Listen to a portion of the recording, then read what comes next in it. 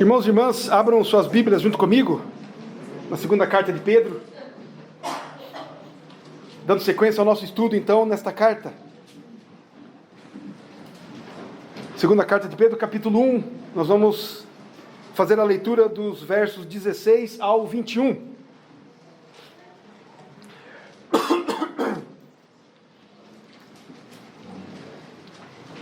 Diz a palavra, então, do nosso Deus: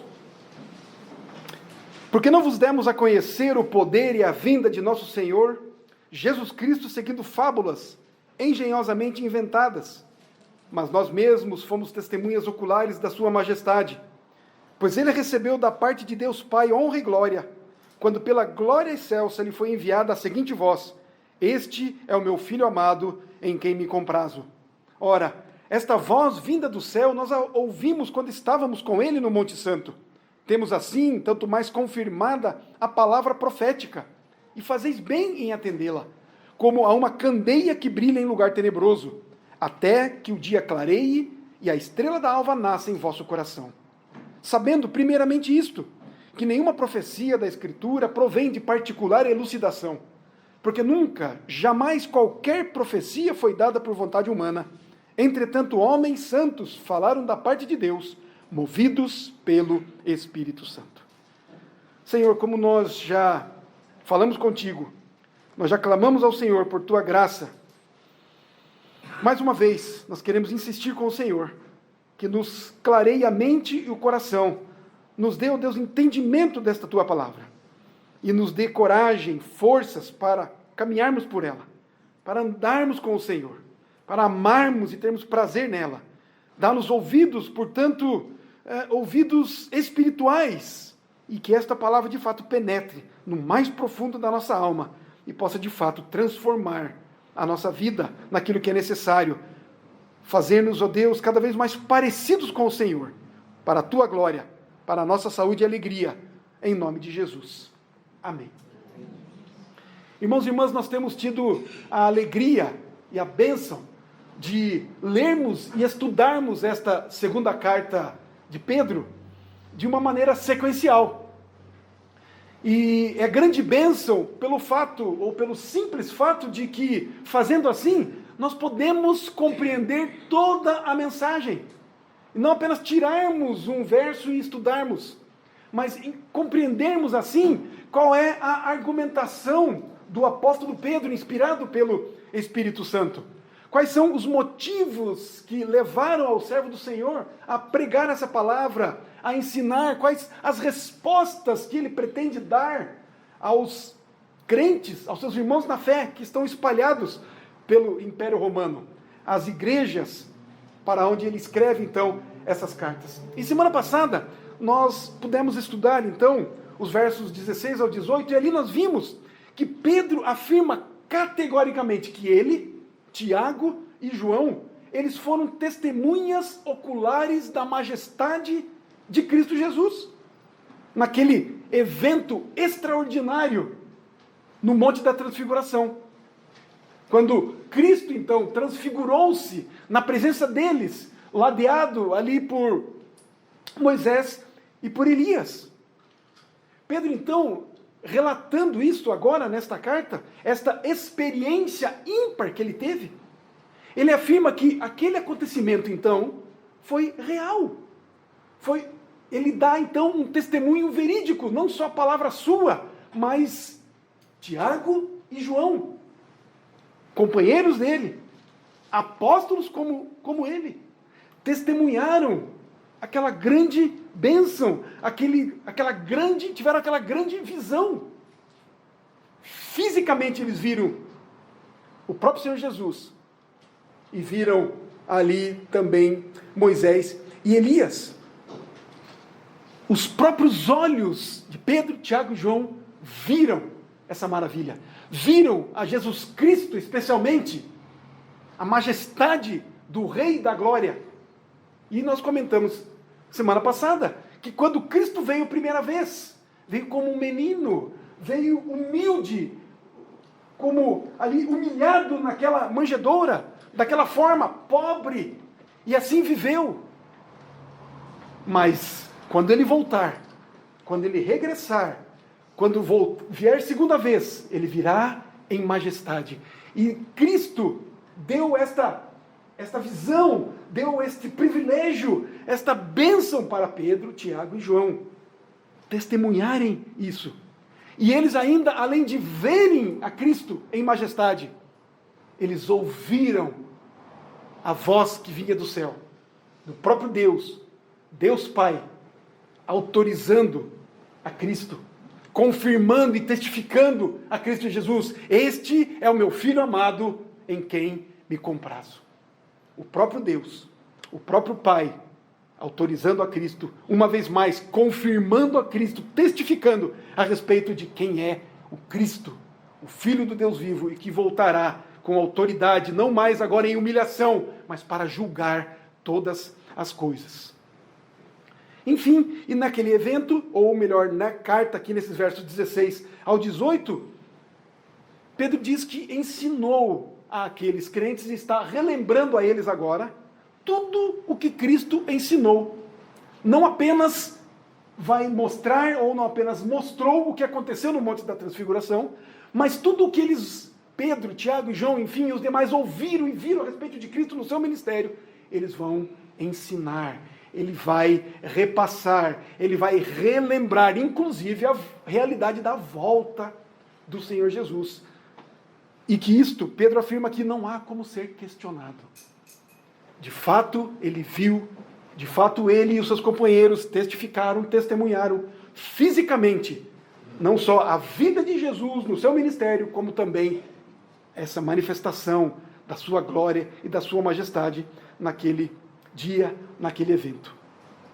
Aí, então, no versículo 19, ele diz assim, continuando, então, a sua argumentação, aquilo que ele já vinha dizendo desde o versículo 16. Ele diz assim, temos, assim, tanto mais confirmada a palavra profética, e fazeis bem em atendê-la, como a uma candeia que brilha em lugar tenebroso, até que o dia clareie, e a estrela da alva nasça em vosso coração.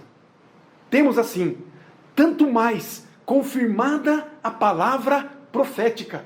Olha aqui, algo tremendo Pedro escreve aqui.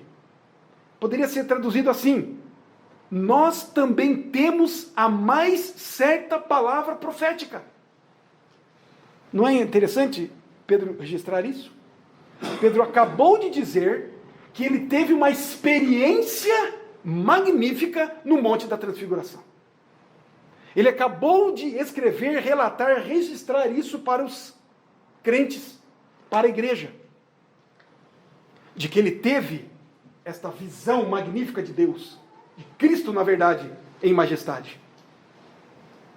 Pedro está falando aqui, neste início deste verso 19, que aquele evento da transfiguração e todos os mais relativos à vida de Jesus, à vinda de Jesus, que ele já ensinou e vai relembrar aos crentes, são confirmados pela Escritura.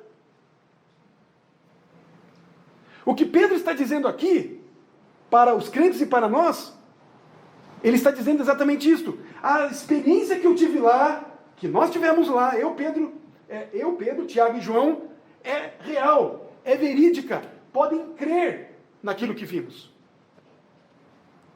Mas vocês têm que colocar, de fato, a visão de vocês, o entendimento de vocês, o olhar de vocês para as Escrituras,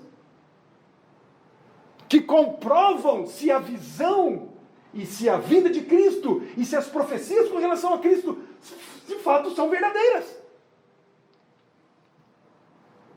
O que Pedro está dizendo aqui? Não fiquem colocando a confiança de vocês apenas na visão que eu disse que tive. Eu tive, é verdade, de fato aconteceu, como Cristo de fato nasceu, viveu, morreu, foi crucificado, morto, ressurgiu, e nós vimos, e mais de 500 testemunhas viram ele subindo aos céus.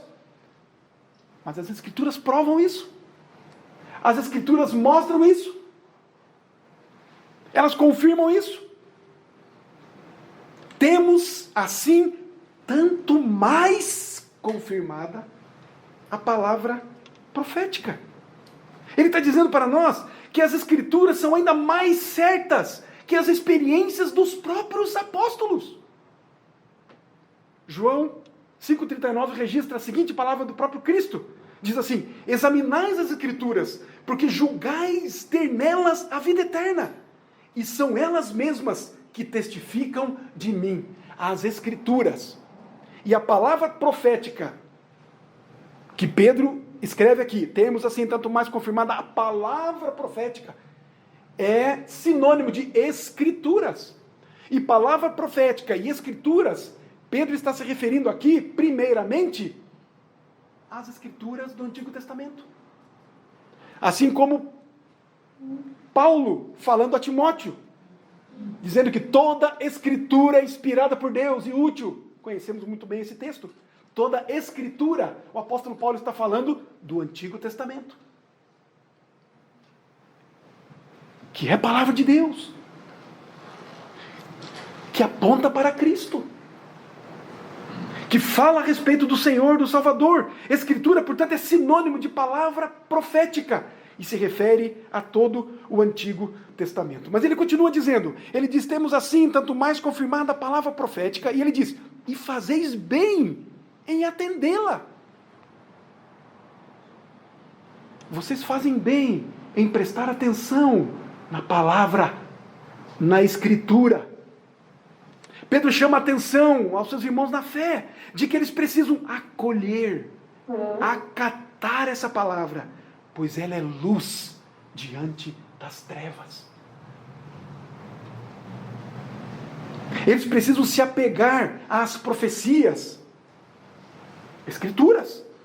Eles precisam estudá-las com diligência, com esforço.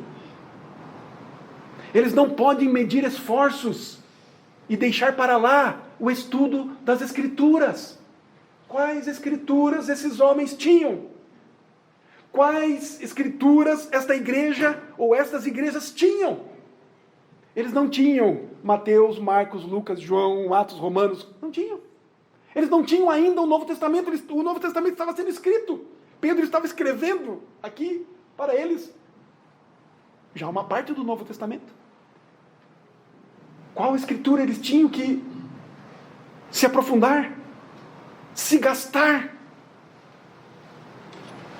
Hoje nós temos o Novo Testamento. Então hoje nós temos um trabalho maior, vamos dizer assim. Vamos estudar o Antigo Testamento, porque eles apontam para Cristo. O Antigo Testamento aponta para Cristo, mostra Cristo, revela Cristo. Esse é o objetivo do Antigo Testamento. E o Novo Testamento mostra Cristo, de fato, cumprindo tudo que foi dito para ele, ou sobre ele, no Antigo Testamento. Vemos as confirmações das profecias, os cumprimentos, ou o cumprimento das profecias referentes a Cristo. E outras profecias de que ele voltará. Então vocês fazem bem em atendê-la, em estudá-la, em tomar tempo com elas, em meditar nelas, em se deixarem governar por elas. Por quê? Porque, em primeiro lugar, é a palavra do próprio Deus. É a palavra do próprio Deus, não é palavra de homem, conforme nós podemos ver nos versos 20 e 21. É a palavra do próprio Deus, não surgiu da mente humana. Homens escreveram sim, mas movidos, conduzidos, sustentados, impelidos pelo Espírito Santo de Deus. Por que nós devemos atendê-la? Por que nós devemos nos empenhar em aprender? Por que nós devemos fazer ou deixar que essa palavra nos governe a vida?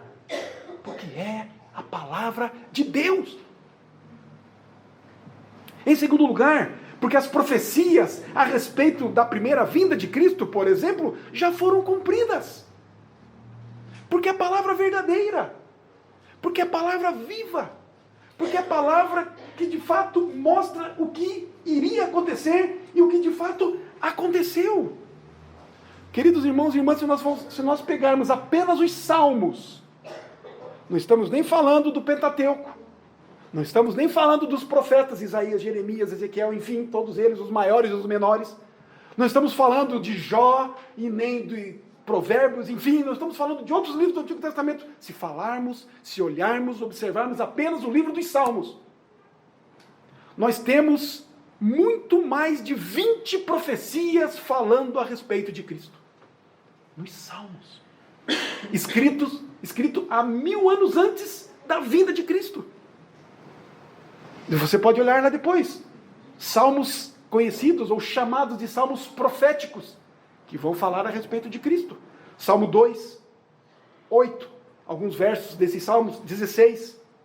Salmos 34, 35, 40, 41, 45, 68, 69, 109, 110, 118. Alguns salmos apenas falando, confirmando aquilo que nós já sabemos, aquilo que o Novo Testamento mostra para nós e registra a respeito do cumprimento dessas promessas. Eu quero ver apenas com vocês aqui alguns versos do Salmo 22. Você pode abrir lá. Salmo 22, olha como começa o Salmo. Davi, um tipo de Cristo, ele começa assim: Deus meu, por que me desamparaste? Nós ouvimos isso em algum outro lugar? No Evangelho do próprio Senhor Jesus. Na cruz, Jesus Cristo proferiu estas palavras. Eu não vou pregar cada um desses versos, apenas citá-los, senão nós vamos demorar muito. Olha que nos dizem os versos 7 e 8 desse Salmo 22. Todos os que me veem zombam de mim, afrouxam os lábios e meneiam a cabeça. Confiou no Senhor, livre-o ele, salve-o, pois nele tem prazer. Ouvimos Cristo falar isso? Ouvimos essas palavras, Cristo falando? Olha os versos 16. Olha o verso 16. Cães me cercam, uma súcia de malfeitores me rodeia. Traspassaram-me as mãos e os pés. Aconteceu isso com Cristo? É uma profecia referente a Cristo? Sim, obviamente que é. E por último, olha o verso 18. Repartem entre si as minhas vestes, e sobre a minha túnica deitam sortes. Imaginam o servo do Senhor, Davi, escrevendo essas coisas? O Espírito Santo do Senhor falou por boca de Davi, mandou registrar 1000 anos antes do acontecimento o que de fato iria acontecer com o Cristo, o Filho do Deus vivo. Então por que é que nós temos que tomar atenção com esta palavra? Com a palavra da profecia? Com as Escrituras? Porque ela é a palavra de Deus. Porque as profecias a respeito de Cristo foram cumpridas, têm sido cumpridas e serão todas cumpridas. Em terceiro lugar, por que fazeis bem em atendê-la, além disso que acabamos de citar? Porque na sequência do texto, olha o que diz. Olha o que Pedro diz na sequência do texto. E fazeis bem em atendê-la, como a uma candeia que brilha em lugar tenebroso, até que o dia clareie e a estrela da alva nasça em vosso coração. Por que é que nós temos que olhar para as Escrituras? Porque ela é a palavra de Deus, porque ela cumpre o que diz, porque faz bem nós atendermos essa palavra, porque ela é como uma candeia que brilha em lugar tenebroso. Que afirmação extraordinária! Pedro está dizendo o seguinte, que a palavra de Deus é a única luz que qualquer pessoa nesse mundo pode ter. Pois as Escrituras são exatamente como uma lâmpada, brilhando como se estivéssemos numa caverna escura, num lugar sombrio, num lugar sujo. É por isso que Pedro os exorta a que prestem atenção nesta palavra, pois verdadeiramente é a única luz capaz de iluminar nas trevas. Em primeiro lugar, queridos, uma candeia que brilha em lugar tenebroso. É assim que a Bíblia descreve o mundo. Descreve este mundo que vivemos. É um lugar sujo, sombrio, tenebroso. Trevas, escuridão.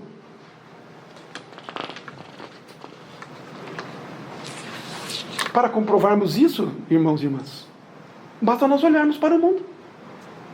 Olhemos para a justiça do mundo. Olhemos para a moralidade do mundo. Olhemos para os relacionamentos no mundo. Basta olharmos.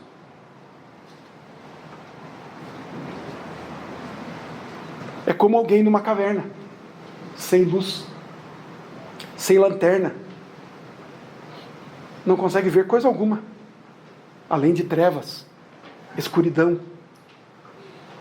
Assim é o mundo. É um mundo sem luz. Em segundo lugar, queridos, Pedro afirma que não se pode obter luz em lugar algum, exceto nas Escrituras. E essa questão, queridos, é extremamente vital e essencial. E nos parece óbvia. Se o mundo é treva, se o mundo é escuridão, se nós estamos no mundo sem a luz, qual é o resultado? O que exatamente temos visto. Não há luz alguma nesse lugar escuro, sombrio, fora do Evangelho. E esta, queridos, é uma séria exortação que o apóstolo Paulo faz aos seus leitores. Ouçam as Escrituras. Porque esta palavra de profecia é como uma lâmpada, uma luz nessa caverna escura. E na verdade, não é uma luz, é a única luz. Pedro então ensina mais algumas coisas aqui. Em se tratando do mundo, não é? Ele vai mostrar para nós que o pecado é que escraviza o ser humano, colocando nessa escuridão, nas trevas. É por isso que Paulo escreve aos Colossenses, no capítulo 1, verso 13, esta palavra: Ele nos libertou do império das trevas e nos transportou para o reino do Filho do seu amor, e nos transportou para o reino de luz. O mundo está no pecado. Essa descrição, essa avaliação, essa leitura que nós precisamos fazer.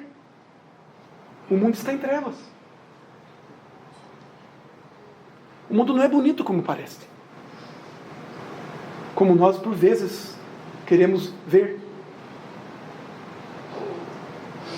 O mundo está afundado nas trevas do pecado, na morte. Em segundo lugar, Pedro ensina para nós aqui que o homem não pode sair dessa situação, dessa condição, a não ser pela luz do Evangelho. Ou seja, o homem, querido, não pode melhorar esse mundo através das suas boas obras, através dos seus feitos, através dos seus próprios esforços. Não é isso que tem se tentado ao longo da história? O homem tentando melhorar o mundo. Não é isso? E aí alguns já podem até pensar aqui, mas de fato o mundo tem melhorado. Não é?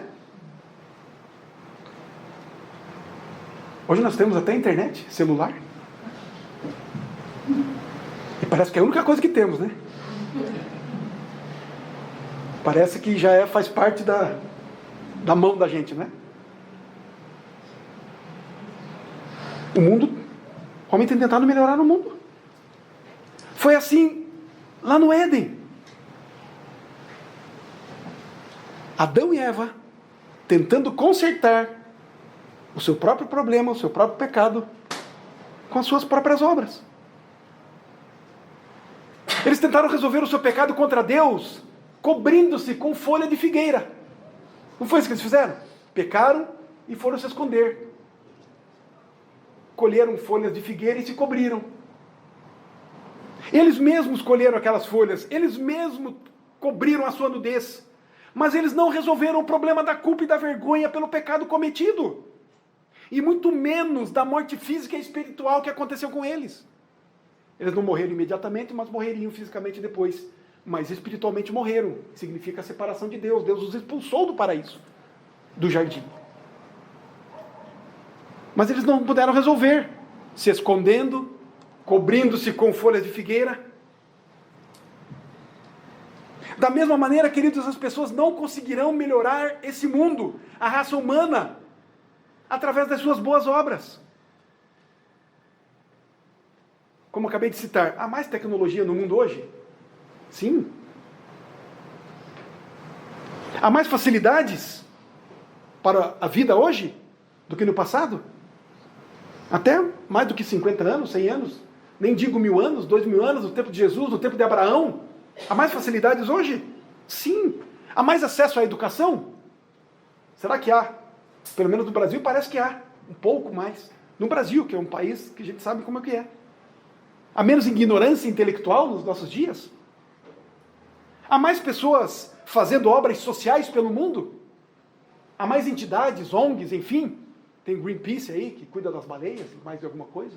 Enfim, há mais gente fazendo obras sociais, querendo cuidar da natureza, cuidar de alguns povos, cuidar de gente. Há mais gente fazendo isso? De fato há. Podemos ver. Mas e por isso tudo, apesar da tecnologia, educação, enfim, obras sociais, atitudes, atividades dos homens, por causa disso tudo, desse crescimento, vamos dizer assim, dessa melhora do mundo, podemos dizer, há menos guerras. Menos de um século, 2 grandes guerras quase acabaram com o mundo. Há menos violência. Há menos assassinatos, roubos. Há menos discórdias. Há menos inimizades. Há menos divórcios. Queridos, que esperança é, ou que esperança há para esse mundo tenebroso? Pedro responde: não há luz à parte das Escrituras, sem a profecia, sem a palavra, sem o Evangelho, sem Cristo. A única esperança, queridos, para este mundo está nos atos de Deus com relação a este mundo. E o mundo é formado por pessoas, por gente. Não vamos generalizar. É formado de gente como Adão e Eva, que tentaram resolver o problema do mal, do pecado, da desobediência, com as suas próprias mãos. Mas Deus se prontificou, Deus resolveu ir ao encontro deles, para resolver o problema deles. Essas folhas de figueira que vocês fizeram, não vai resolver o assunto de vocês. Aí Deus fez o quê? Uma roupa para eles com pele de um animal, mostrando lá para nós, indicando lá que precisou haver o derramamento de sangue, já mostrando, simbolizando, apontando para Cristo, que seria pendurado na cruz e derramaria seu sangue para resolver o problema do pecado e da morte. Deus fez isso lá com Adão e com Eva. E apontou e disse para Eva: olha, da sua semente, da sua descendência, vai vir aquele que esmagará a cabeça da serpente. Ele será ferido sim no calcanhar, mas amassará, esmagará, destruirá a morte, a serpente, o diabo, o inimigo. A esperança, queridos, deste mundo, portanto, não está em coisa alguma existente no homem, em nenhuma ação que ele possa fazer. O mundo está nesse caos por causa da desobediência do homem, devido ao pecado do homem, devido à sua rebelião contra Deus. E não é diferente nos nossos dias. Não é só Adão. Não foi só Adão. Não foi só ele com sua esposa Eva. Adão é o representante da humanidade. Ele pecou e hoje nós pecamos. Pois foi exatamente o que Deus disse que aconteceria se o homem desobedecesse a sua ordem. Exatamente o que ele disse aconteceu. Porque no dia em que você comer deste fruto, você certamente morrerá. Essa palavra tem se cumprido ou não? Essa palavra de Deus é verdade ou não? Eu creio, queridos, que se um ateu estivesse sentado aqui no dia de hoje, ele poderia, de fato, pelo menos intelectualmente, crer nisso. E que Deus disse que morreria, de fato, aquele que desobedecesse a sua ordem de não comer daquele fruto. As pessoas morrem ou não? Não estamos nem falando espiritualmente agora, mas fisicamente as pessoas morrem. Seu tataravô está aqui, não? Está vivo ainda? Não estou nem falando de Adão, que, né? Alguns anos aí. As pessoas morrem. E como as pessoas morrem, é prova cabal do que a palavra de Deus tem se cumprido. As pessoas morrem. A sentença de Deus foi dada e a sentença de Deus tem sido cumprida.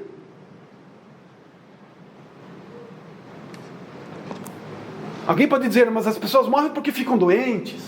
As pessoas morrem porque foram atropeladas. As pessoas morrem porque são assassinadas. As pessoas morrem por diversos motivos. Sim, as pessoas morrem por diversos motivos. Mas as pessoas morrem. Morrem porque é o decreto de Deus. Por conta da desobediência que foi cometida no passado. Pois foi exatamente o que Deus disse e foi exatamente o que aconteceu. Se ele pecasse, ele seria amaldiçoado. E ele pecou. E a maior das maldições ocorreu. Ele morreu. Foi separado de Deus. Não há nada mais terrível. Não há coisa mais terrível do que isso. Mas uma luz foi dada diante das trevas. Deus prometeu que da descendência de Adão, através de Eva, viria o libertador. E o Antigo Testamento, queridos, a palavra de profecia, as escrituras registradas no Antigo Testamento, registram essa história. A história da redenção.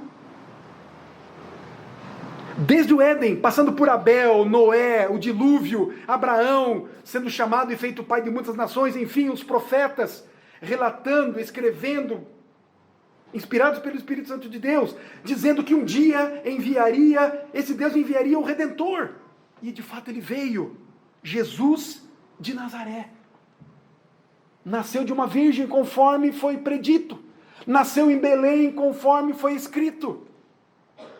Enfim, tudo o que foi escrito a respeito de Cristo no Antigo Testamento, até a vinda de Cristo, sua vinda, sua morte, tudo previsto, tudo cumprido. E o Novo Testamento, queridos, registra de fato o cumprimento dessas promessas feitas, ainda lá, no jardim. Jesus Cristo, o Filho de Deus, o Deus que se fez carne. Mas, queridos, o mundo ainda está da mesma maneira como estava antes da vinda do Messias, Jesus Cristo. Cristo veio, a luz veio ao mundo, é a luz para os homens. Apenas poucos creram. Da massa da humanidade, poucos creram. Queridos, o mundo que nós vivemos continua igual ao mundo que viveu Noé. As pessoas se casam, se dão em casamento, não é isso? Comem, bebem, trabalham, vivem aí. Mas as pessoas continuam com os mesmos problemas. Rebeldia contra Deus, a imoralidade reinante, vícios desmedidos. Isso tudo comprova que o mundo continua um lugar escuro, sombrio, em trevas.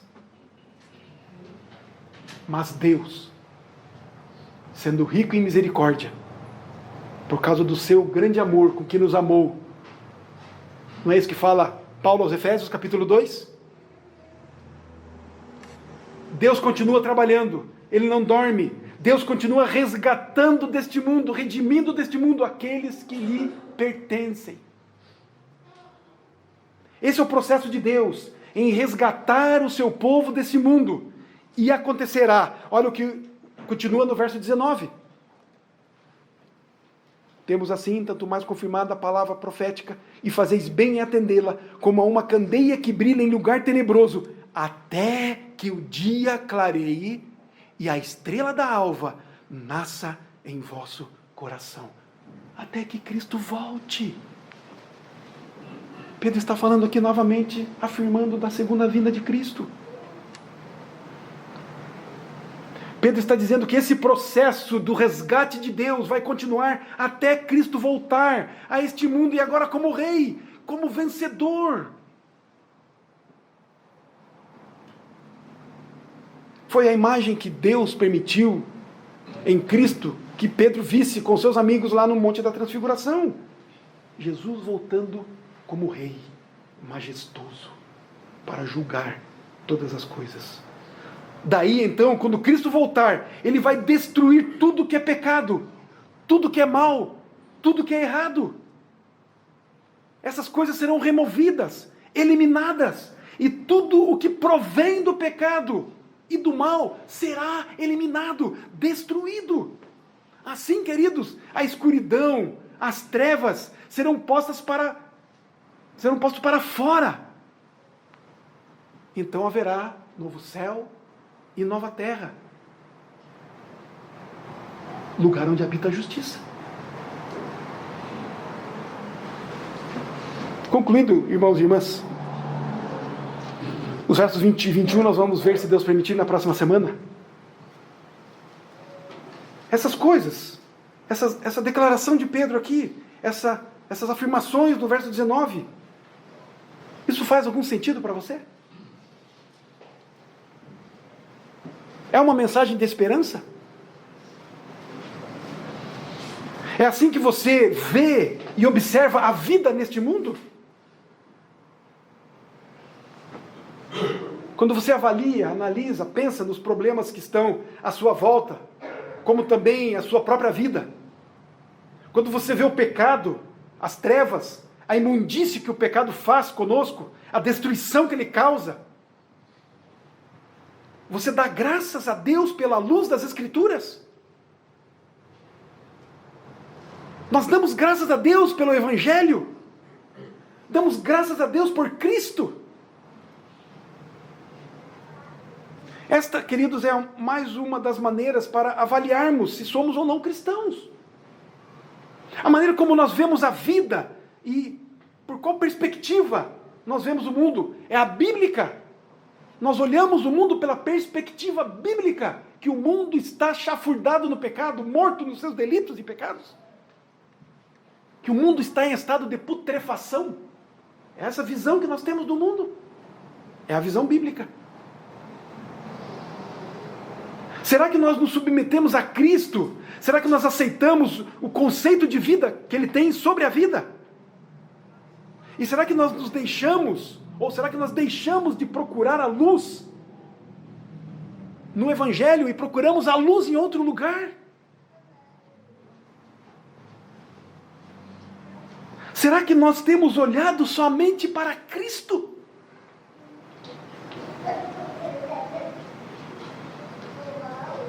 Temos assim tanto mais confirmada a palavra profética.